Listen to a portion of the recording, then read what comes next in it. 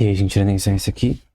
No áudio de hoje a gente vai falar sobre Consumer Optimization, ou optimização dos consumidores, aqui em Consumer Theory and Iconographs, né? A gente tá quase acabando essa parte aqui. A gente olhou pra demanda e agora a gente vai pra essa parte. Bom, algumas coisas a gente já viu, outras não. Somente com referência a variáveis. Então, o alfa você já sabe que é de utilidade.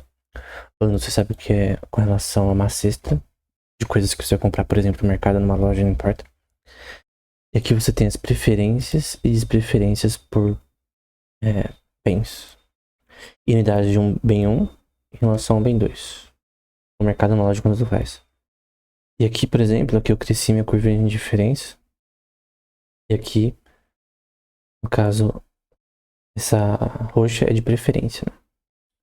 Então, no ponto de 40 para 40,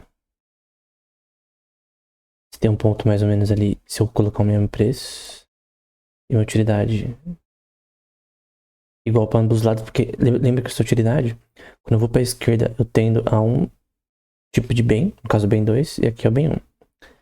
Esse é o valor prático da utilidade, né? Então aqui as pessoas não ligam de um para o outro, que no caso elas tendem a um ao outro. E com relação à mudança do preço, pode mudar também. Agora pôr direitinho o preço correto. Aqui também eles mostram uma linha que a gente não viu antes, que é que custa menos. Então as cestas que custam menos nesse contexto com relação à sua compra. E aqui as que compram mais, né? Em toda essa parte posterior. Você tem seu budget, né? Que é o M. Tá crescendo em relação que você pode comprar de ambos os bens, né? Você pode ter uma relação em que você compra mais de um bem em relação ao outro, né? Pode ser, por exemplo, pipicanha em relação a derivados ou vice-versa. E a curva, ela tem um shape diferente. Obviamente não em equilíbrio. O ponto de equilíbrio seria onde, teoricamente, né? Onde a curva, ela de diferença toca preferência também, né? A curva de utilidade toca aqui de forma perfeita, né? Mas se eu mudar o alfa aqui, você vê que... Então, mesmo nesse ponto de equilíbrio, de tudo em equilíbrio, em relação à oferta e demanda e coisa do tipo, quando eu mudo a utilidade, que as pessoas vendem um bem em relação a outro, feijão, por exemplo, tem países que feijão não é consumido todo dia, como no Brasil. Vamos supor que o feijão é o bem 2 e o bem 1 é o substituto de feijão numa refeição para acompanhar o arroz, né? Que não seja uma mistura, né?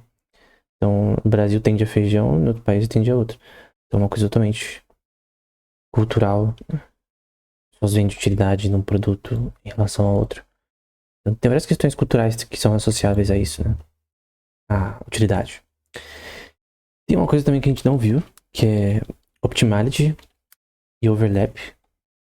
Então, tem aqui a questão de algo que é comprável, né? Que a pessoa pode comprar, affordable, e que não tem overlap no contexto da sua linha de orçamento. Então, essa linha verde é o seu orçamento. Tem diversas formas de plotar essas funções de curvas com relação a esse sistema. E eu posso mover a um ponto em que eu consigo ter uma linha de orçamento que está certinho em equilíbrio com minha curva de utilidade. Pessoalmente, minha visão, eu sou mais da escola austríaca, né? Embora uma versão mais recente, né? A nova escola austríaca, que pega algumas coisas da versão anterior, coloca mais coisa, né? Eu recomendo meus livros que estão na primeiro comentário fixado, se você quiser saber mais, né? O livro A Nova Economia Austríaca, que eu basicamente resumo minha opinião em relação a modelos econômicos. Eu creio que essa curva de utilidade não existe. Essa relação de utilidade é impossível. Enfim, aqui você tem, por exemplo, quando eu coloco o preço de uma cesta, né? Abaixo do meu orçamento, quer dizer que você consegue pagar. Então ela tá no seu orçamento. Quando eu tiro, não tenho como pagar, obviamente, não tem overlap, porque a curva de utilidade não tá tocando.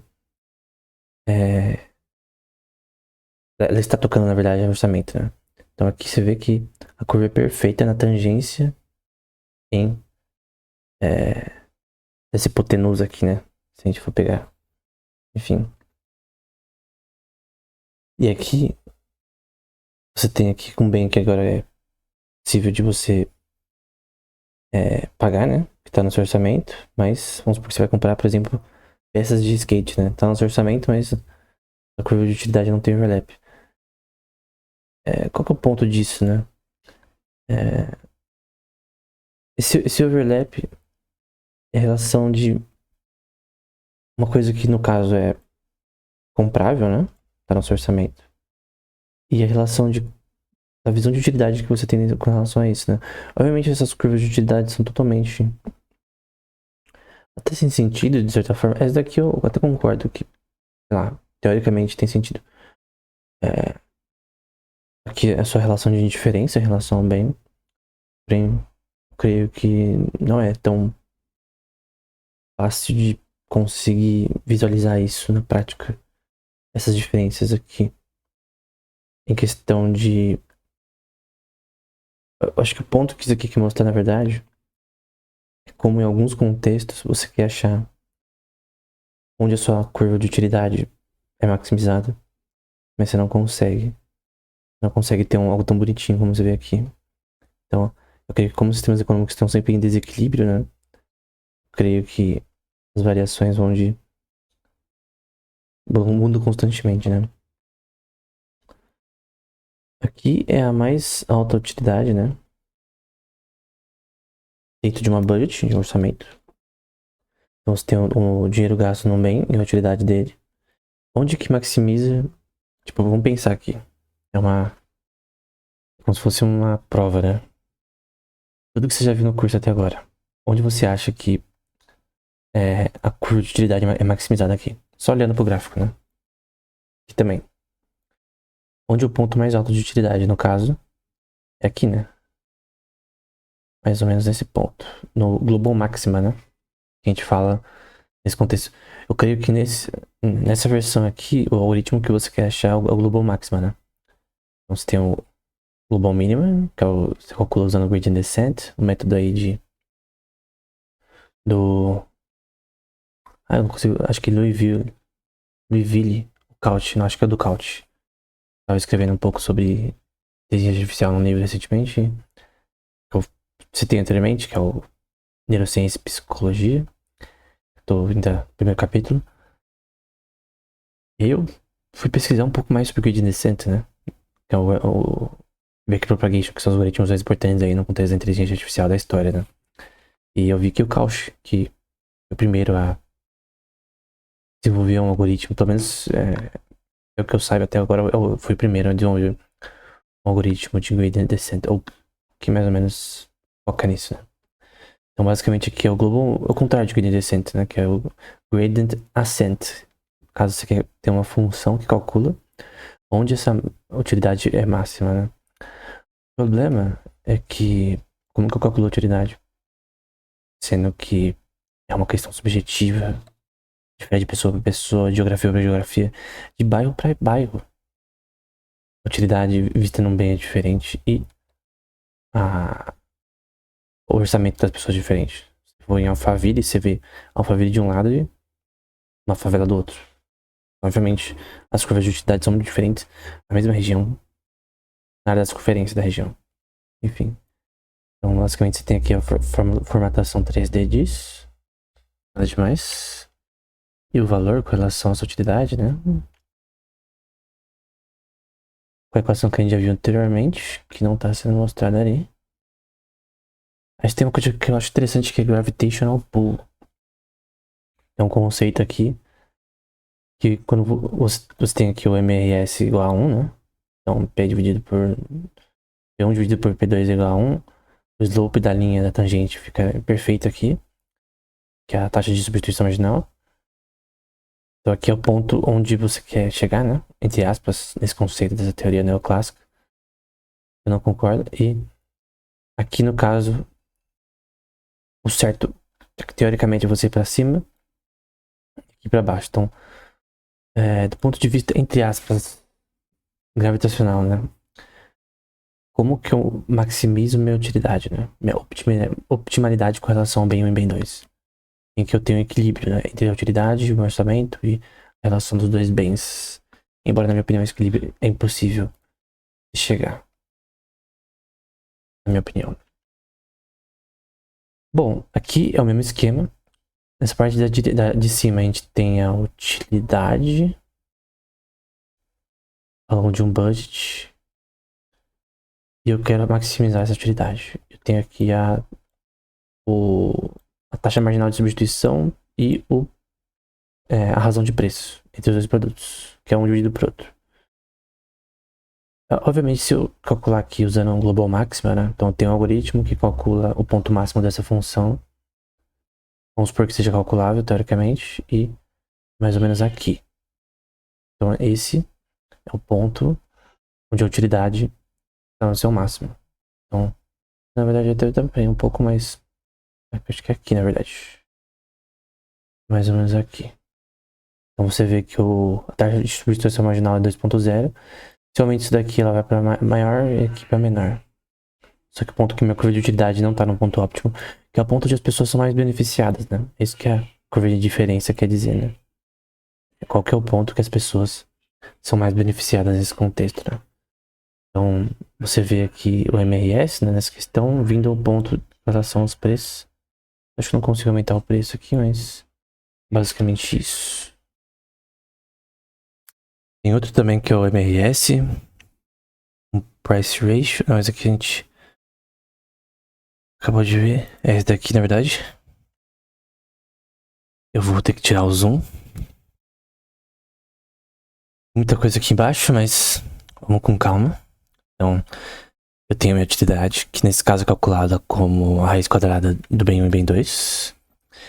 Nesse caso é 10 e 15, eu vou colocar 20 para 20. Na verdade não tem como. Não tem como ser igual nesse contexto. Vou pôr 20 para 10. Fica mais um valor perfeito ali, na utilidade. A taxa de substituição marginal é a diferença entre o x2 e x1 ao longo do tempo. Os dois divididos, né, como a gente vê aqui na direita. E aqui está tudo em equilíbrio, né? Então você faz os dois ao quadrados e você tem a sua taxa de utilidade calculada nesse contexto aqui, nessa curva como ela está aqui. Com outras equações você poderia calcular formas de utilidade diferentes, tá? Então o ponto é que quando eu vou para a esquerda, a curva de diferença ultrapassa ali meu budget. Então tem essa relação de utilidade, é a mesma coisa que antes. Então tem o cálculo dessa questão aqui, por exemplo. Então é a mesma coisa de antes, só que de uma forma diferente. Tem aqui a mudança da bundle X, por exemplo. De 20.88 nos bens 1, poderia ser picanha, e dos derivados. E com relação ao bem 2 poderia ser derivados, né? Que não são substitutos, por exemplo. Porque aqui a gente tá falando sobre substituição, né?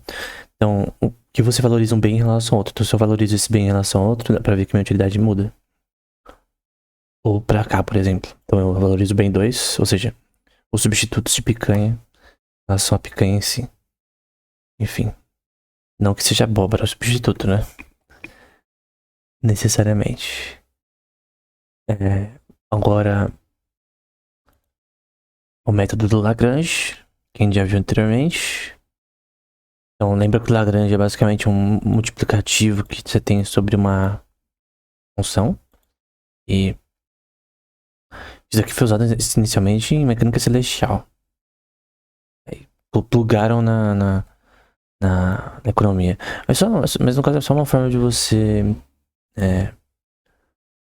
entender nesse contexto, as mudanças nesse contexto. Nesse caso, em relação a seu budget e o preço em relação a seu bem X. Então, o Lagrange, ele é uma constante que você escolhe. Então, posso escolher aqui, por exemplo, 2.9, 4.3. E sempre tem um fator multiplicativo nesse contexto. E nesse caso, somente essa parte aqui. O budget, preço e...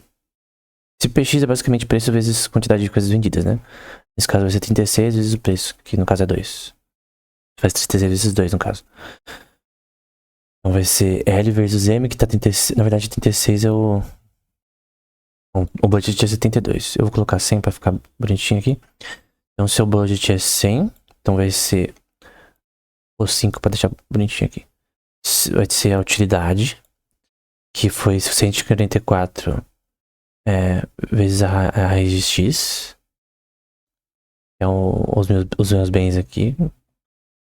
Que tá 67 nesse contexto. Posso até. Não, acho que não dá. E aí você tem que maximizar essa questão de relação de preço, que PX, o preço com relação a unidades vendidas. Então, se o preço no caso, eu vou colocar 2 para ficar até mais fácil. 2 vezes 50, no caso. Então, você vendeu 50 unidades a R$2 cada uma, dá 100. Simples. Então, vai ser, no caso, o 5 vezes 100 menos 2 vezes 50, que dá 100. É basicamente isso. E aí você plota essa função. Já tendo em vista a utilidade, você tem que somar a utilidade aqui também. É simples. O Lagrange nesse contexto é simples. Em outros contextos é muito mais difícil. Você tem que coordenar, por exemplo, em mecânica celestial, você tem coordenadas polares, é um bagulho louco. Que você tá lidando com um sistema diferente, né? E aí você tem as derivadas com relação a isso, né? Por exemplo, tem a derivada da utilidade em relação aos bens, que no caso é dividido por 50, né? E você pega isso ao longo do tempo. Você tem a derivada do Lagrange, dividido por 50, que é x, ao longo do tempo, que no fim vai dar 0,2 nesse contexto, que é essa curva aqui. Tem o Lagrange em si em vermelho. É bom que ele colocou até as coisas em vermelho aqui. Que é a multiplicação que eu falei. Com um constante que é o lambda, né? Que eu posso mudar aqui. Então, se eu mudo a constante em relação ao sistema que a gente está analisando, todas as curvas mudam aqui. Então, o Lagrange ele quer ir mudando ele com relação a entender qual é o ponto óptimo nesse contexto. Caso, qual que é o ponto que você maximiza a sua função? Então, é basicamente isso.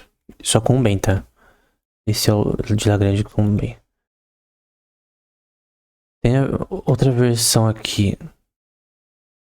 Você tem essa mesma curva de utilidade com uma tangente, que tracejo meio aqui com relação ao ponto da função de utilidade no seu ponto óptimo, né? Eu posso mudar isso aqui. E mesmo em outros pontos, ao longo desse orçamento, dá pra ver que a tangência fica mudando conforme a minha utilidade, né? Para um bem 2 e para um bem 1. E agora para os dois ao mesmo tempo. Aí você pode também mudar o preço, que também vai mudar a relação de oferta e demanda por esse produto. E seu budget também, você pode mudar. Então a tangência é calculada como 0,50, que é a utilidade, vezes x2, dividido por 1 menos a utilidade, que é 0,50, vezes o bem 1. No fim vai dar 3,70 dividido por 4, que vai dar esse plot aqui. Então do ponto de vista topológico é muito interessante a forma como isso daqui é plotado, né? Essa estrutura. Bom, essa foi a utilidade de Cobb-Douglas. Eu já vi o método do Lagrange. Aqui eu creio que é melhor a posterior. Então, basicamente a gente tem um budget fixo, uma taxa de MRS. E qual que é o ponto óptimo aqui em relação a isso, né? A gente tem um dinheiro gasto no bem 1. E aqui a utilidade nesse contexto. E no caso, você vê que em todo lugar não tem esse slope, né, da linha não fica completo aqui. Ele não tem ele não tilta na de tilt, né, em relação a ter um ponto de equilíbrio aqui entre os dois. Então, por exemplo, tá aqui de 50 para 51 para 25, 20 para 40. Tem uma desproporcionalidade aqui. Vou tentar deixar igual. Não consigo deixar totalmente igual, sempre tem, então tender a outra. Até porque a taxa de substituição marginal é assim, sempre se prefere normalmente um bem ao outro, senão são complementares, né? Então, você tem uma preferência de substituição um para um e outro. Mas, basicamente, se tem uma forma de plotar a relação de utilidade de forma diferente, porque dá pra ver que as curvas, elas são plotadas de uma forma totalmente... Não sei se você consegue ver a linha cinza. Quando a minha utilidade fica claro, né? Por exemplo, tá numa curva aqui. Agora eu vou pra próxima. E assim sucessivamente. Então a forma que essa utilidade é plotada nesse contexto, ela é diferente. Chamada de quase linear, né? E aí, no caso, tem a com tangência. Então vamos lá. Tem um bem 1 e bem 2. E aí você tem um giro gasto no bem 1. Você tem um ponto aqui de utilidade até certo ponto. E aí depois, quando passa disso aqui, você tem um valor negativo nesse contexto. Então você tem um decrescimento da taxa de substituição marginal em relação ao gasto no bem 1 a um preço determinado.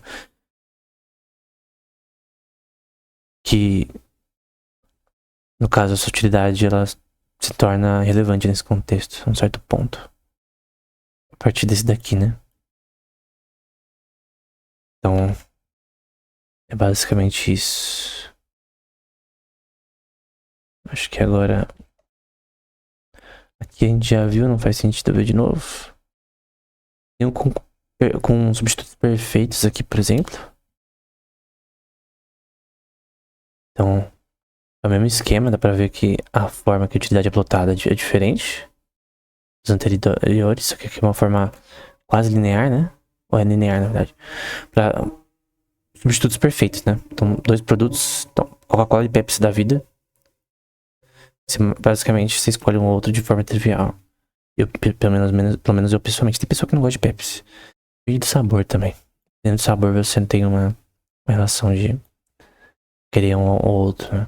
Tem pessoa que, por exemplo, toma só sem açúcar, enfim. Só que, qual é a diferença aqui? Só que a utilidade é plotada de forma diferente. E a taxa de substituição marginal, como são substitutos perfeitos, né? Ela é uma reta. Então, basicamente isso. Ink Solutions, que a gente viu anteriormente. Então, basicamente, meu ponto óptimo é aqui. Essa forma de plotar a utilidade aqui com complementares. E aqui tem uma que a gente vai ver que adiciona um threshold, né? Mas basicamente aqui é o ponto de optimalidade, né? Se eu passar desse ponto eu perco. Aqui também no caso também. Aqui é o ponto de utilidade máxima. Em que você tem a tangência perfeita ali desse sistema.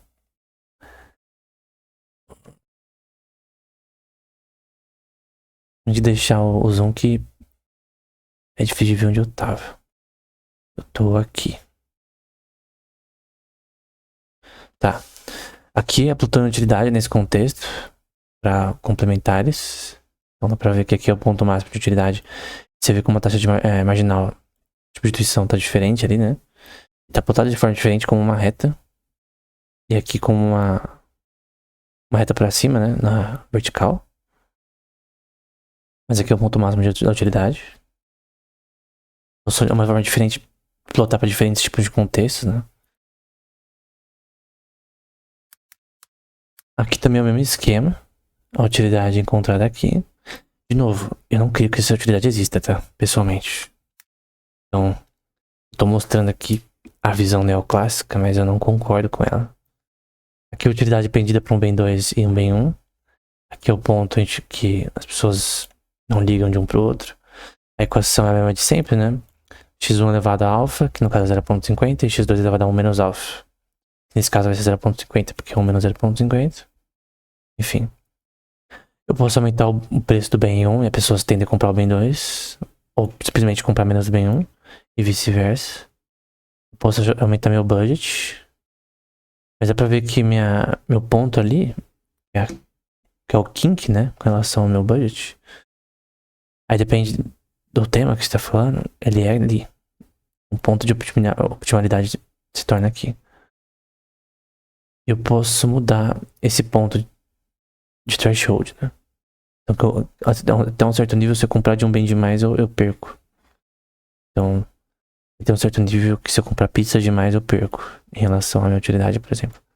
Ou no caso, em relação à eletricidade, por exemplo, o custo com relação ao seu uso, como a gente viu anteriormente, né? E aqui é o preço futuro do bem 2. Então, o preço futuro do bem 2, ele vai... Se ele tiver quase no mesmo nível que o anterior, pra ver que o budget fica igual.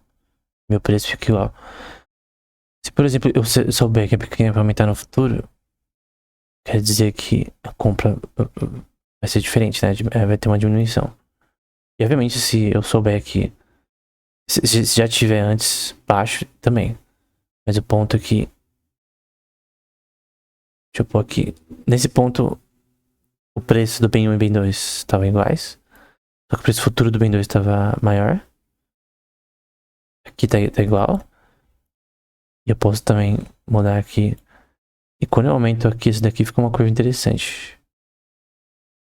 Quando o meu bem 2 ele tá desvalorizado, né? Porque tá muito caro. Nesse contexto. E aí dá pra ver a taxa de taxa de substituição marginal diminuindo nesse contexto com uma alta aqui. Num ponto. Enfim. Ok. Tem um... Acho que aqui a gente já viu. Tem uma utilidade côncava.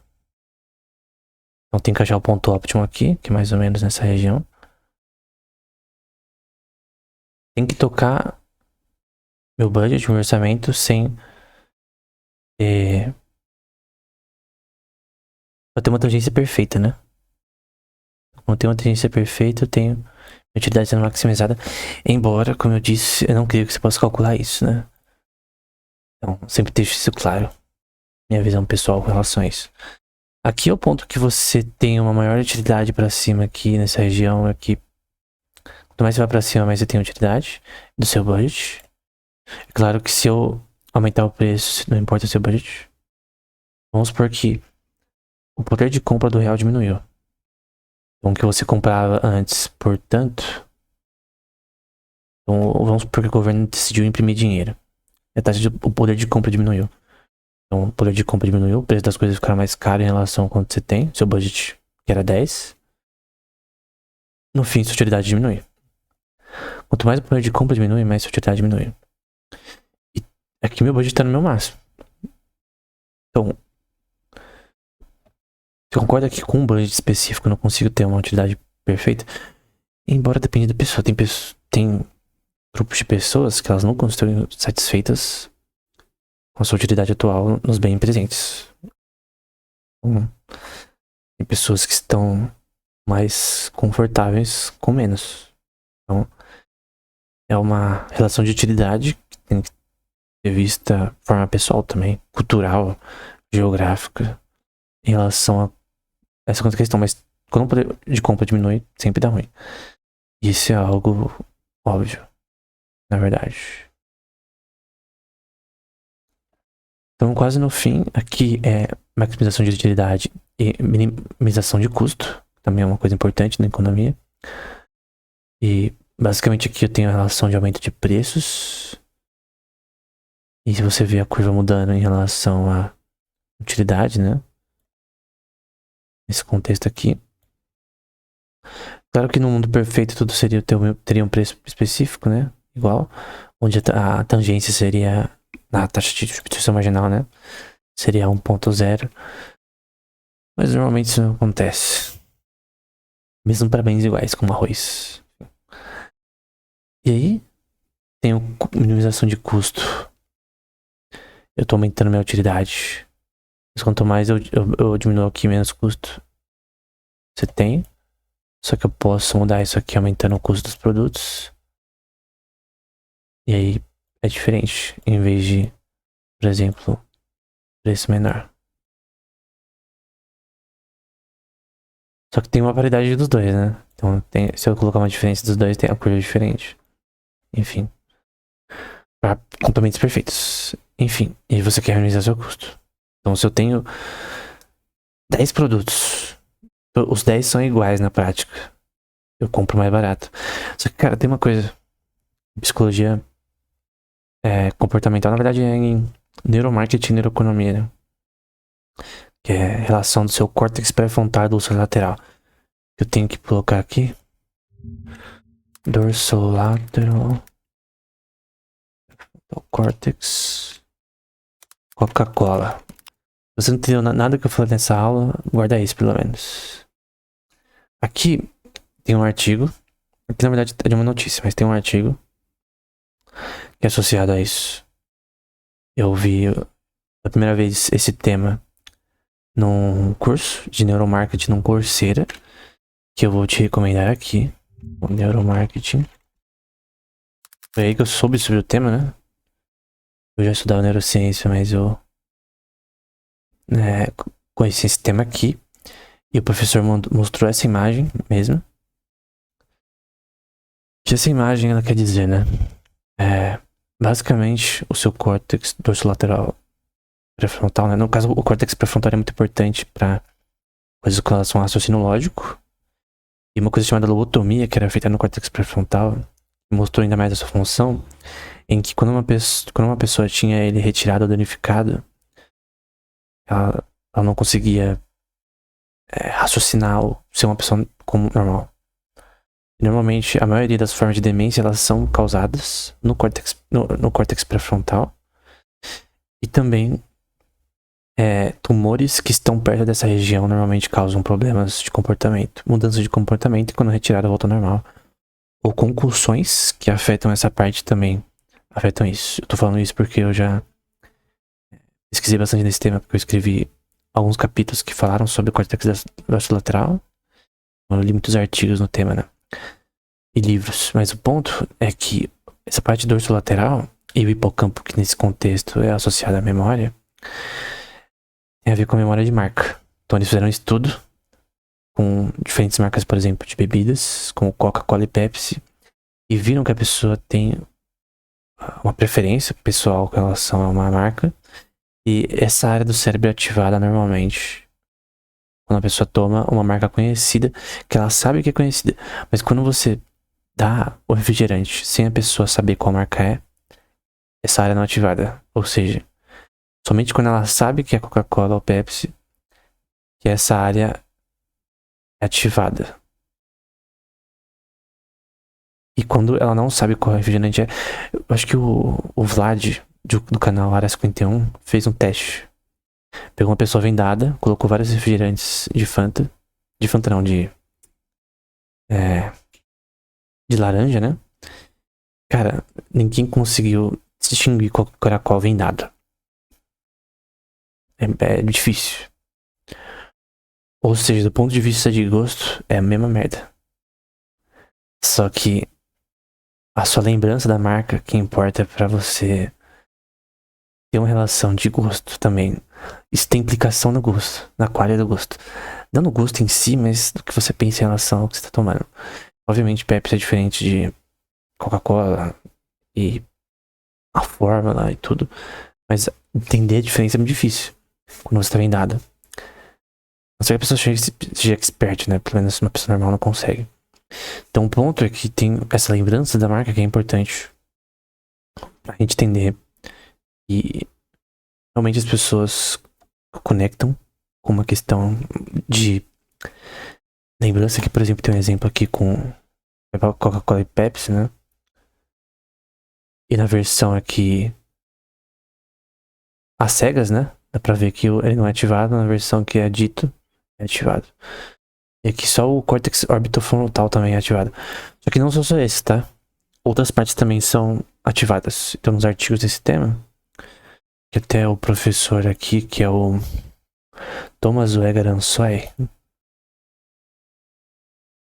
ele escreveu um livro nesse tema também. Eu não li o livro, só fiz o curso, né? Mas Eu li os artigos dele, são muito bons. Então você tem como, por exemplo, pegar aqui Google Scholar.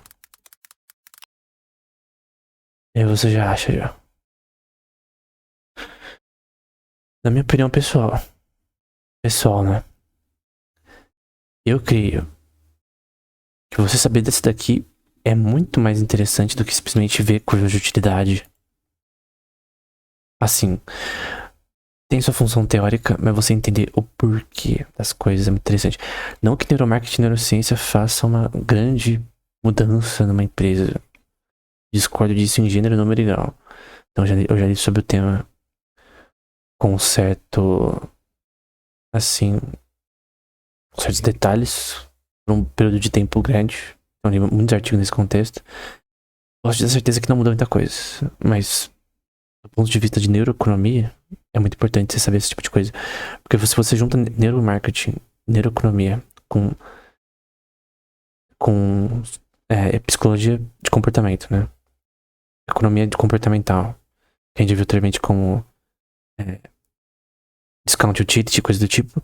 Se você junta tudo isso e também junta na Narrative Economics, né? Que é o livro do Robert Shiller. Se você junta esses três, então você junta esse livro do Robert Shiller sobre economias narrativas. Tem narrativas na mídia alteram questões econômicas entre pessoas, nas redes sociais e tal. Junta com neuroeconomia, neuromarketing, e aí você também vai para economia comportamental. Aí nesse caso você tem três pilares que eu cito no livro A Nova Economia Austríaca para tudo que a gente viu até agora sobre utilidade e preferências. Então todas essas teorias são interessantes, mas você tem que adicionar economia comportamental, neuromarketing, neuroeconomia e Narrative Economics. Eu creio que Narrative Economics principalmente, né? Esse livro do Robert Shiller é sensacional. Também tem os artigos nesse tema, né? Você pôr aqui articles. Tem artigos também. Não tem só os livros, não. Eu tenho aqui. Acho que eu consigo puxar do Google Scholar, talvez. Que eu li originalmente do Google Scholar. Então, Google Scholar. Tem até uma palestra dele na Rússia, do Robert Shiller, Narrative Economics. E aí você tem aqui, por exemplo, na NBER, que é uma instituição dos Estados Unidos. Aí tem outra aqui que ele escreveu pra Rússia, né? Então esse é um paper, por exemplo, do Robert Shiller nesse tema. Que, na minha opinião, é, tipo, incrível. Então, eu recomendo muito que você leia. Ele aplica, por exemplo, o SER Model, que é o modelo de epidemias. Ele não fala sobre bolhas econômicas, né? No curso dele também ele fala sobre isso.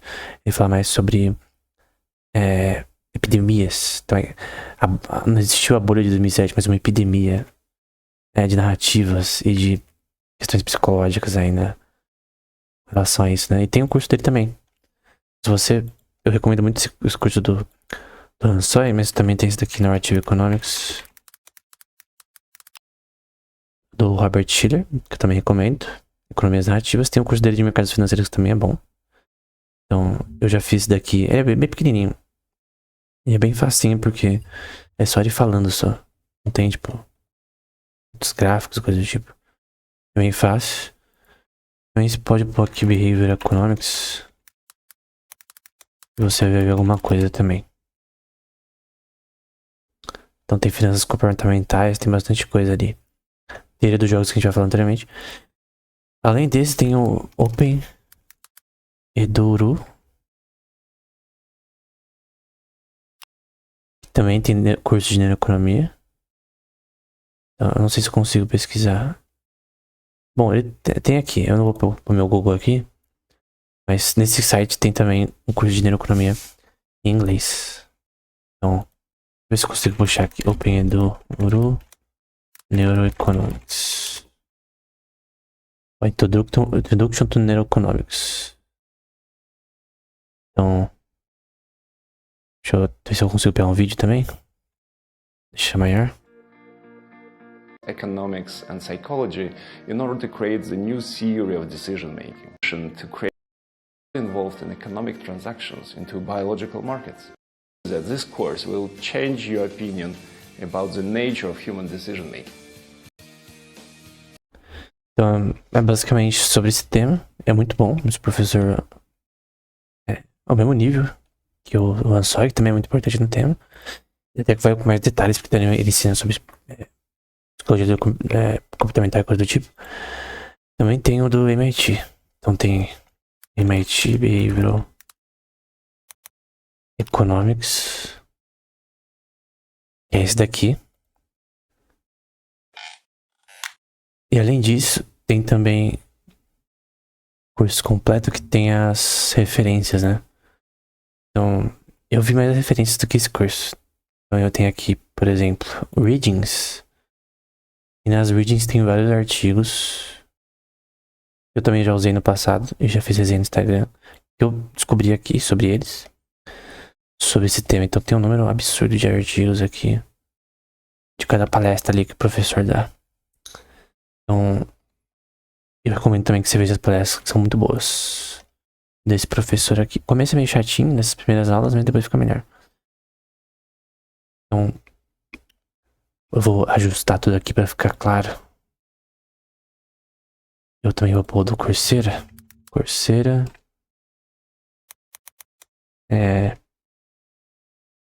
Narrative Economics. Vai ficar tudo junto, né? Então vamos lá. O curso do MIT sobre psicologia e economia. Esse sobre neuroeconomia. Esse sobre economias narrativas do Robert Shiller. E aquele sobre neuromarketing que eu já mostrei. Pra ser visual aqui. Eu vou colocar aqui. Novamente, neuromarketing. Neuromarketing. Então, por ordem, né? Então, se você quer entender sobre essas coisas, eu tô recomendando os que eu fiz, né? Talvez tenha outros melhores, enfim. Então, esse e esse. E depois também deu os artigos do Ransoy, do Robert Shiller nesse tema, que eu recomendo. Esse do Cyberlearning que é o melhor. Até o próximo episódio, que também a gente vai trazer economias sintéticas.